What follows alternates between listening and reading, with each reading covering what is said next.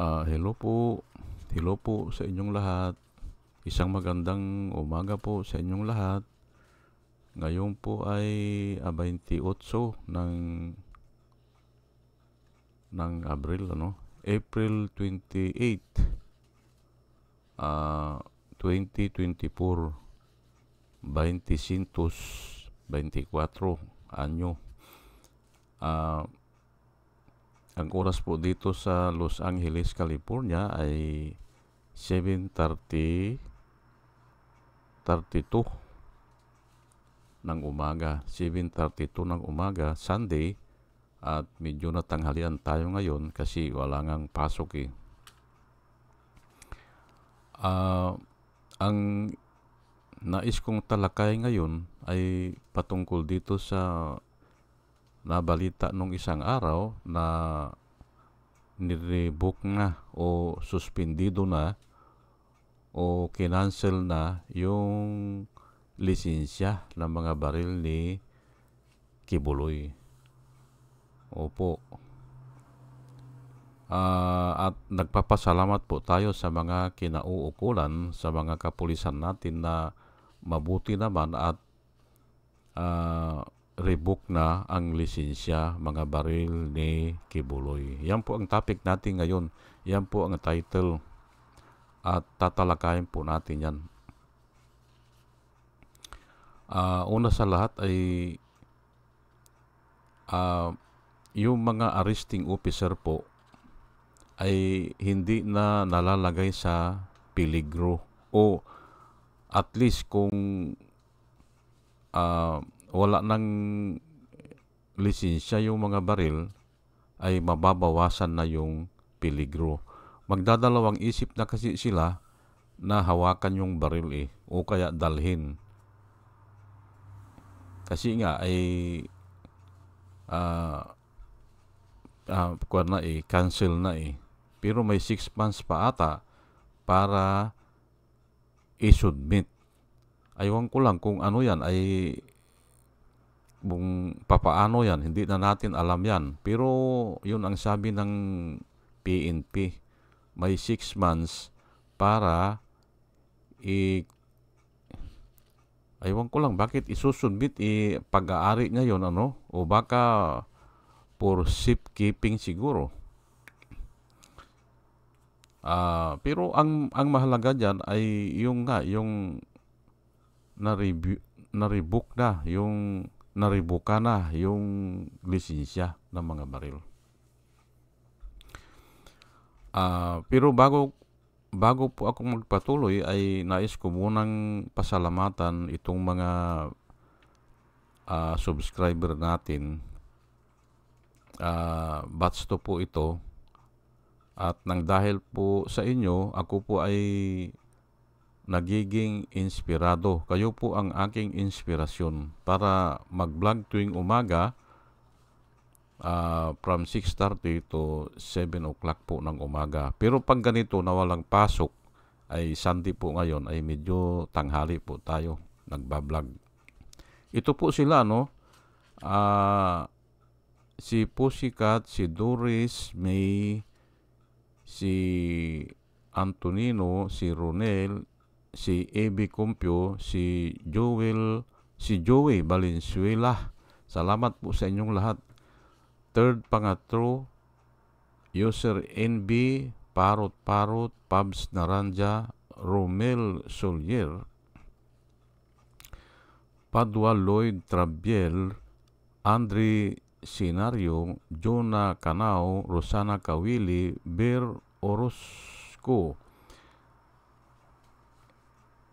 Amy Calyago, Christine Juranas, Digna Umali, Jolie Antan, Jose Labier Niabot, Andy Gimpaw, User GH, RC Guillermo, Joseph Angelo, Mayra Midayna, Rafael Aquilato, Mayet Hensyo, Diyo Yanong, Bilya Lagueño, Mr. Yang Tuy, Emilita Roa, Monica Dongsao, Richard Jamora, User KK, User XQ, Nelson Nocop, Salvacion Akisar, Sinaida San Andres, Joey Chavez, Ramon Junior Rojas, El Villar, Rose Jack, Jack Normi, Arnel Araujo, Vicente Tabladi, Sweet Potato, Coco Goid, Orly Nogis, Estrella Rumbano, Arian Mendoza, Nieves Olaberis, Aldrin Impalmado, Malaya Mendoza, Rolando Dordas, Mir Cabrera, Rolando Olivier Mabon ng Lapas Iloilo, Ana Marie Adelsimo, Eli Casle, Marias Rivera, Maru Daan, at saka si Manuel Diwa. Salamat po sa inyong lahat. Katulad nga ng sinabi ko, ay kayo po ang aking inspirasyon. Kaya ako patuloy na nagbablog. At ito naman po ang mga vloggers na nire-recommenda ko po sa inyo na ating suportahan o panuorin. Si Michael Apasible Bulletin, Attorney Enzo Ricto, Bunyog Pagkakaisa, Vlogcaster Armandin, Engineer Tuto Kausing, Aling Marie, Mr. Sa Totoo Lang To, Christian Isguera, PMTGR Vloggers, The Action Man, Roy Japan Tours, Divina Apostol, CJ Pichchay, Kapihan ni Art at Ago, Demjus Journey Kakamping, Ang Batas with Attorney Claire Castro, at saka yun si Ka Waldi Carbonil. Ugaliin po natin na makinig sa kanila at marami po tayong matututunan, at nakikita ko po na ang sinasabi nila ay mga totoo at para po sa kapakanan ng bayan. O sige po, at tuloy-tuloy na po tayo. Ang topic po natin ngayon ay patungkol dito sa mabuti naman na review na lisensya mga baril ni Kibuloy. O headline po yan nung isang araw pa. Pero nagbigay na ako ng isang mensahe dito na dapat na i-rebuka yung lisensya ng mga baril ni Kibuloy. Siguro 4 days ago. Opo, 4 days ago lang o 3 days. Yun po ang tinalakay ko. At ngayon ay uulitin ko na naman. Halos ganun din, pero magdadagdag ako ng iba. Opo, yung dalawang klase ng mga private army ni Kibuloy. Yan po ang tatalakayin ko ngayon. Pero yun nga nagpapasalamat ako kasi nga tumalima yung kapulisan natin na kansilahin na yung lisensya ni Kibuloy. Opo. Pwede kasi na magamit yan sa yung pangharas doon sa mga magtestify o doon sa mga testigo. Hindi ba? May angel of death pala yan eh. O ngayon, kung wala ng lisensya yung baril, ay magdadalawang isip na sila. Pangalawa, ay yun nga, yung mga arresting officer ay medyo nababawasan yung peligro. Opo. Kaya maganda yan. At pangatlo, ay alam naman natin kasi na kung may baril ang tao, malakas ang loob o kaya mainit ang ulo. Yan po ang sabi ng mga matatanda, na kung ang tao ay may baril ay mainitin daw ang ulo. Ay siguro nga. Opo, kasi ako naobserbahan ko din yan eh. Pag ang tao ay may baril ay kaunting sigalot lang ay mainit ang ulo. Opo. Nung bata ako kasi, may naobserbahan ako dyan eh. Ah, yung isang sundalo umuwi dun sa amin ay aywan ko bakit nadala niya yung baril niya. Opo, bawal yun eh. Dinala niya ay ngayon dun sa pasayawan ay nagpaputok siya. O ay pumunta yung tatay niya eh. Inawat siya eh. Inawat na nung tatay eh. Inakap na siya nung tatay niya. Sabi niya eh, wag mong gagawin yan anak. Sabi niya ganyan eh, makuwang ka, mabibilanggo ka. Ay tinanong siya nung tatay niya, ay tama-tama naman na andun ako sa tabi eh. Dinig na dinig ko eh. Anak, bakit baka niya ganyan ang ginagawa mo? Yung nga, nagpaputok siya eh. Naghahamon siya ng away eh. Military po ito. Opo. Ngayon ay umiiyak siya. Umiiyak yung tao. Sabi niya, hindi kasi nila ako ginagalang eh. Sabi niya, hindi daw siya ginagalang. Kaya gusto daw niyang ay parang barilin yung mga tao. Ganun po. Pero ako ay tinatawanan ko lang siya kasi kilala ko yung tao eh. Mapusok. Opo. Mapusok. Hindi nga niya natapos yung kanya eh, yung pagka-military niya. Nag-awol siya ata o nagkwan. Ewan ko. Bandang huli, wala na sa military eh. Ganun po ano. So kung may baril po, maiinitin ang ulo. Opo. Kaya tama yung ginawa ng kapulisan natin. Ayan po ano. Ngayon ay tatalakayin ko lang po dito yung dalawang klase na tao na private army ni Kibuloy. Ang una ay yung mga bayaran. Opo. At ang pangalawa ay yung mga fanatic. Opo. Yung mga nalilinlang niya. Dalawang klase kasi yan eh, na humahawak ng baril niya siguro. Dalawa yan. Isa yung binabayaran niya at saka isa yung talagang mga fanatic o yung mga panatiko. Ngayon ay dito po sa mga bayaran, hindi po nakakatakot yan eh. Kasi nga, nasa Biblia po sa John 10 verse 11 hanggang 13, babasahin ko lang po at alam ko ito ay parati kong dinidiscuss ito. Ang sabi po ni Jesus Christ dito sa John 10 verse 11 hanggang 13, I am the good shepherd. The good shepherd lays down his life for the sheep. The hired hand is not the shepherd, and the sheep are not his own. When he sees the wolf coming, he abandons the sheep and runs away. Then the wolf pounces on them and scatters the flocks.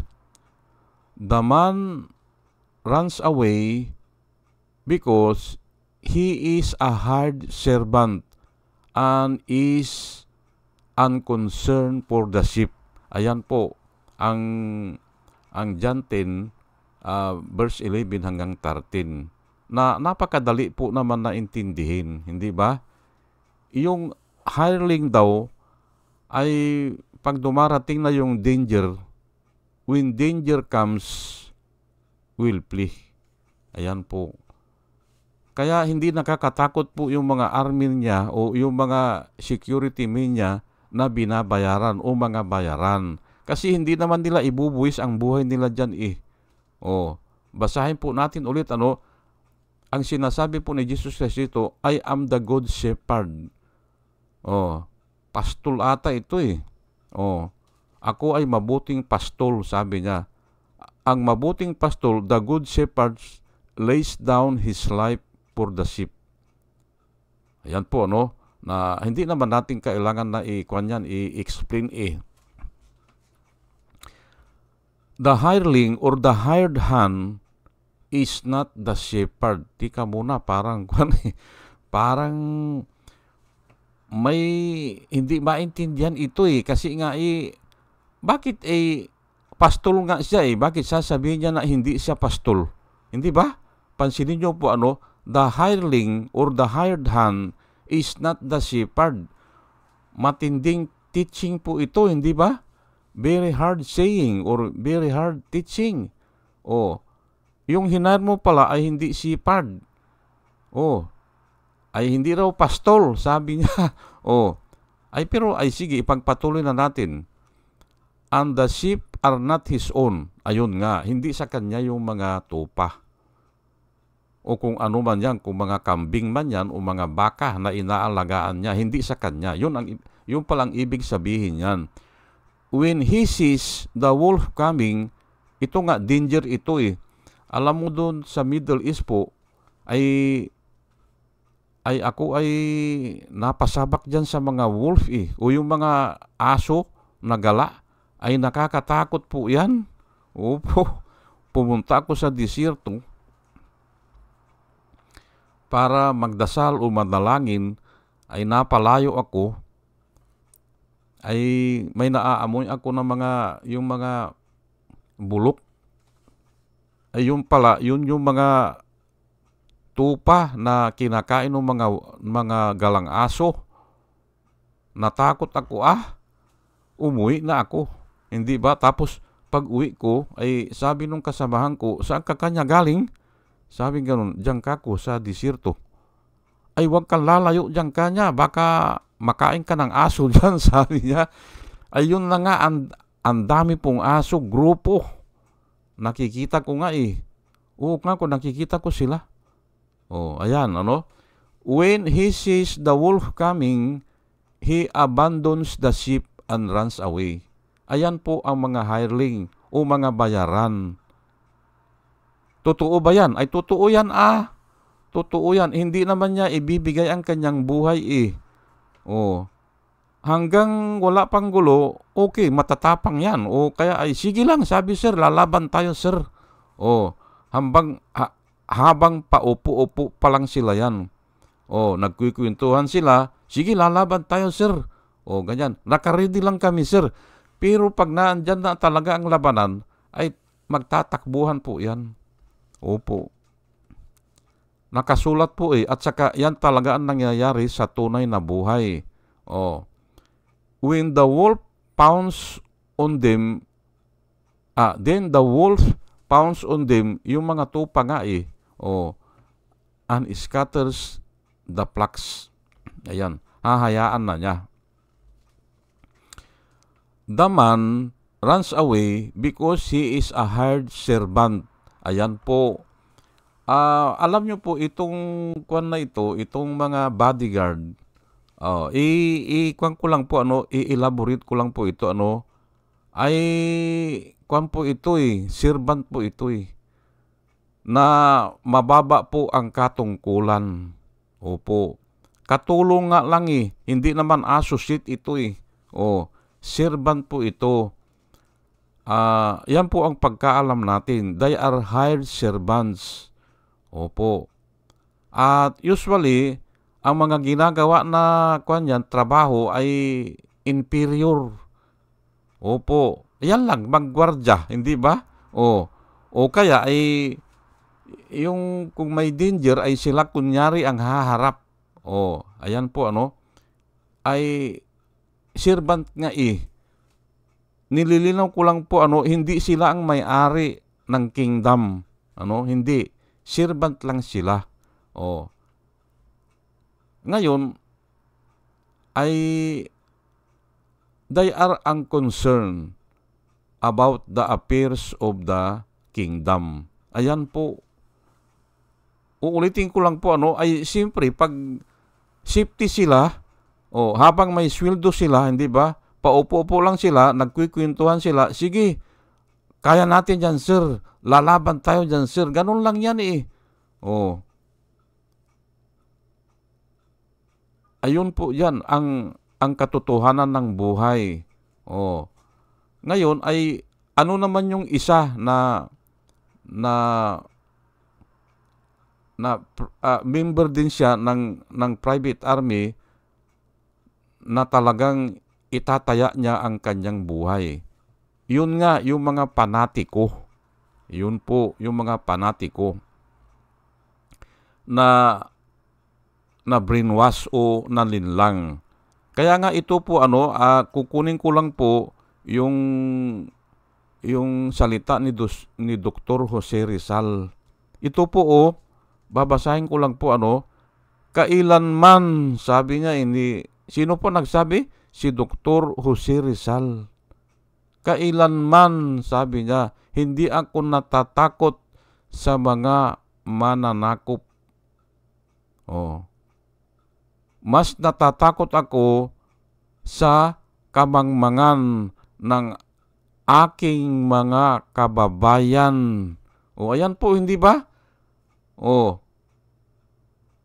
Ayan po ang sabi ni Dr. Jose Rizal. Kailanman, sabi niya. Totoo siguro ito kasi nga alam niya yan hindi ba? Na mayroong nabibrainwash. Ganun po. Naniniwala sila sa maling akala. Ayan po hindi ba? Akala nila kasi ay talagang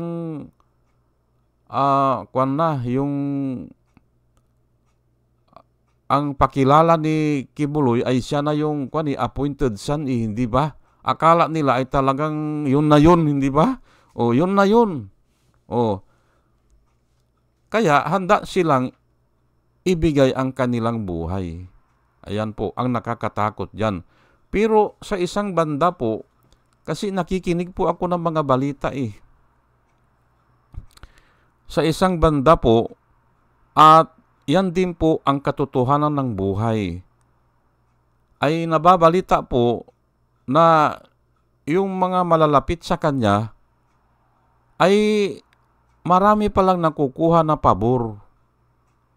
Ganun po yan. Ay di lumalabas na ganun din.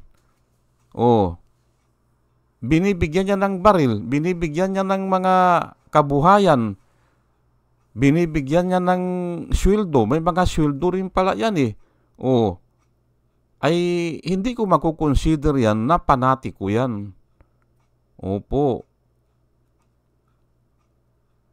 May nababalitaan tayo na kaya hindi umaalis yung pastoral kasi nga ay malaki na ang natatanggap niya. Mga pabor, mga kapritsyo, hindi ba? Nakakasakay sa eroplano, nakakasakay sa helicopter, at sagot na ata yung pamilya, hindi ba? Mga gastos ng pamilya, ayan po Kaya, in doubt po ako kung mayroong ganyan talaga, yung sinasabi natin na panatiko. In doubt po ako dyan. Opo, kasi ang tao po, kahit paano ay mayroong human intelligence Hindi naman computer yan na kung ano ang i-commands ng tao o ng ano bang tawag doon? Yung programmer ay yun ang gagawin. Hindi May sarili po na pag-iisip ang tao. Ayan po. Malamang dahil nga nasa balita na ay totoo ang balita ay kaya ganun ang performance nila, yung sinasabi natin ng mga panatiko ay marami nga silang nakukuha na pabor. Ayan po. Kaya parang yun nga, ibubuwis nila ang kanilang buhay. Opo. Sige po at pupunta na po ako dito sa itong gusto ko lang sagutin po itong itong itataas ko lang po 12 hours ago lang po ito. Kinapipis ko doon sa nag-comment kahapon, doon sa ko kahapon. Ito po ay si Amaya Step Security 7570. 12 hours ago po ito. Ang sabi niya sa akin ay kumakampi ba talaga boss o umiiwas lang sa madugong labanan kung sakali we will provoke China. Ayan po ang sinasabi niya. Pero sinagutan ko na rin ito, kaya lang hindi ko masagutan dun sa typewriter eh. Mahina akong mag-type eh. Kaya ito, naisipan ko. Salamat po sa inyong comment, ano? Pero sasagutin ko lang po ng talagang yung sa totoo na yung pagkakaintindi ko o pagkakaalam ko. Hindi po papasok ang China sa gira. Iyan po. Galing po ako ng China 2012. Nung kasagsagan po ng yung issue dyan sa Scarborough Shoal o Baho de Masinloc.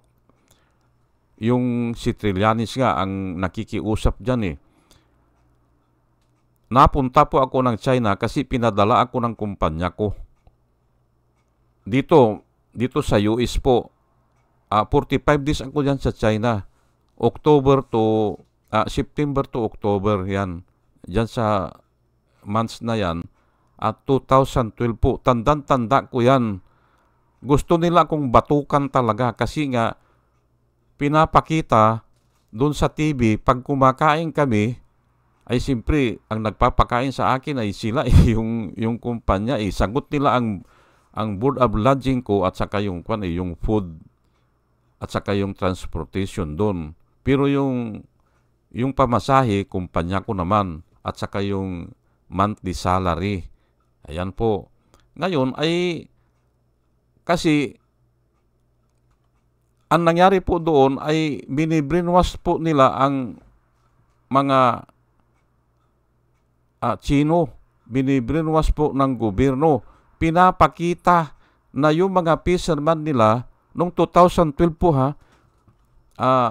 pinapakita na binamaltrato ng mga Philippine Marines. Binamaltrato po. Kung ano-ano ang pinapagawa. Hinuli kunyari yung mga fisherman at inilagay sa barko ng Philippine Navy at pinarusahan ng mga Philippine Marines. Yung po ang pinapakita, araw-araw po yan, tuwing kakain o magmimirinda, yun ang pinaplas sa TV. Ay alam ko na propaganda yun. Ngayon, pero hindi po papasok ang China sa gira. Hindi po.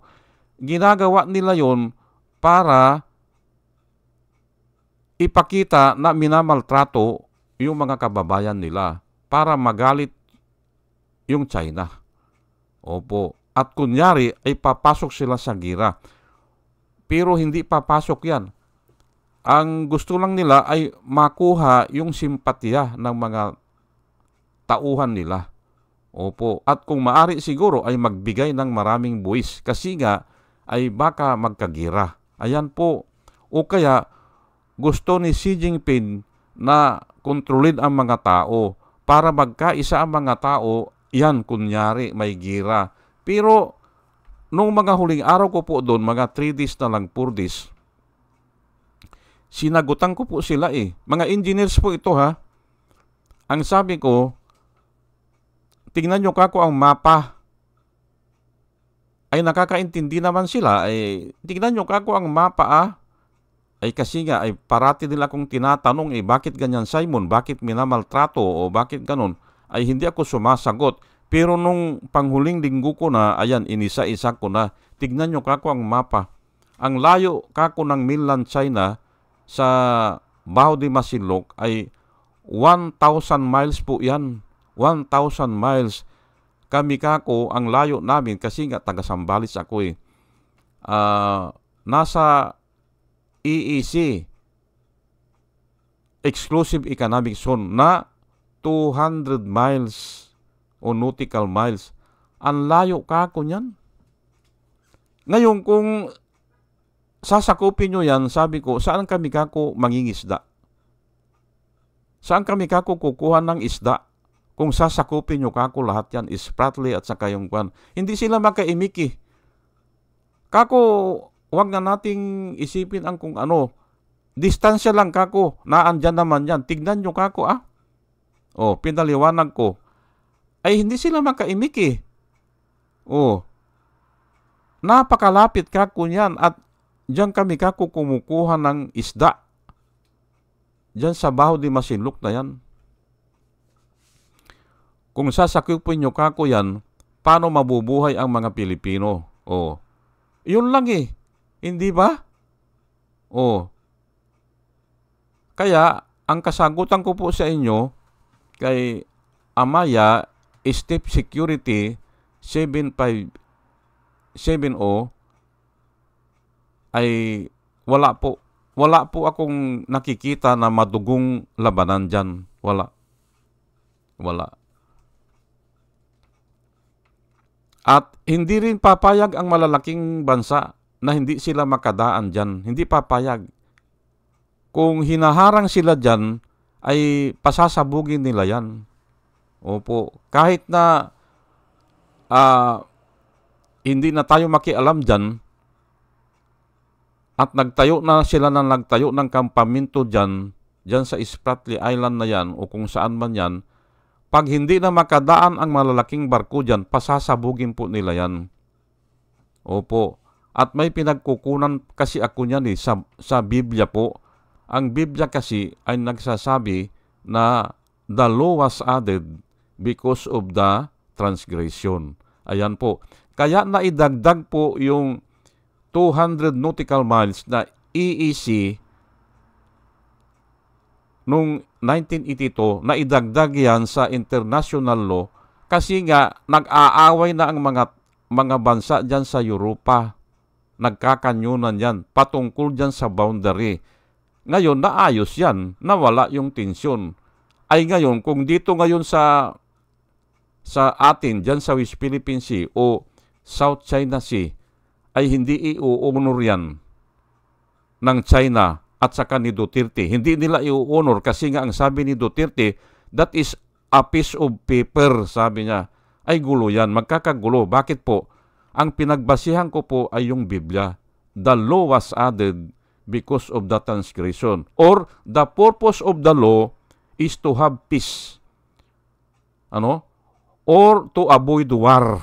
Yan po ang purpose of the law. Ngayon, kung babaliwalain po nila yan, lalo na yan, ay nagdesisyon na yung arbitral luring, yung permanent arbitral luring na mali ang kwan ng China, yung 9 dash line, mali yun. Ngayon, kung ipipilit nila yan, iyan ang madugo na labanan dyan. Pero alam ko, hindi papasok ang China dyan. Hindi. Sige, at ito naman pangalawa po na kay Bong M.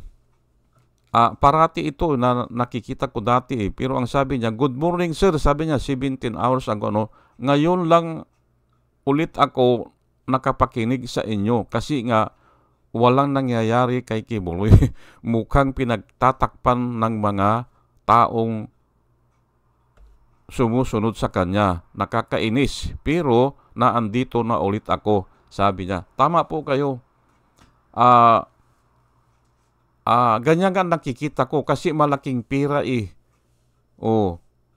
malaking pira At ang nakikita ko po dyan, malamang may mga politiko dyan nag-invest.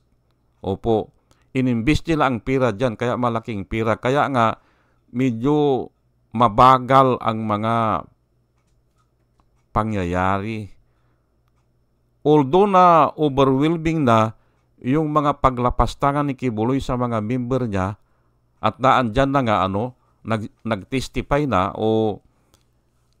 alam natin na hindi na makakalusot si Kibuloy dyan, pero nga mabagal. May pinagbasihan po ako kahapon ata yun, diniscuss ko. If an enemy will insult me, I could endure it. If an enemy will fight against me or rise against me, I could just hide. Ayan po. Ang ibig pong sabihin yan, kung ang nag-testify na ay yung mga kasamahan ni Kibuloy o yung dati niyang mga kasamahan o pinagkakatiwalaan niya, ay hindi siya makakalusot dyan. Biblical po yan. Yan ang diniscuss ko kahapon. Kaya ang sabi ko ay kay Bong M ay magkuan na lang po tayo, be patient. Oh, magtiis lang muna tayo, pero darating din yan. Opo, paunti-unti po, darating din po yan. Yan po ang kasagutan ko dyan. Mahirap nga dahil mapira o maimpluwensya, pero may Biblia po na mag-guide sa atin na kung ang nagsuplong na, yung dati mong kasamahan, yung partner in crimes o kung ano man yan, ay mahirap kang lumusot dyan. At yan nga nangyari kay Enrile, hindi ba? At saka kay Marcos, hindi ba? O, yung example ko kahapon, hindi lumusot si Marcos. Nung man of his own making, si Enrile, siya ang nagbigay ng kapangyarihan dyan, bumaliktad. O, partners in crime niya, hindi ba? O, may companion, sabi nga ni King David, may companion, may best friend. O, ay mahirap pong lusutan yan. O sige po, at hanggang dito na lang po, At pinapanalangin ko po sa ating pakikinig na sana tayo ay may natututunan na nanggagaling po sa wisdom ng Diyos. Pinapanalangin ko po, At muli ay isang magandang umaga po at salamat po sa inyong pakikinig. Salamat po, Salamat po.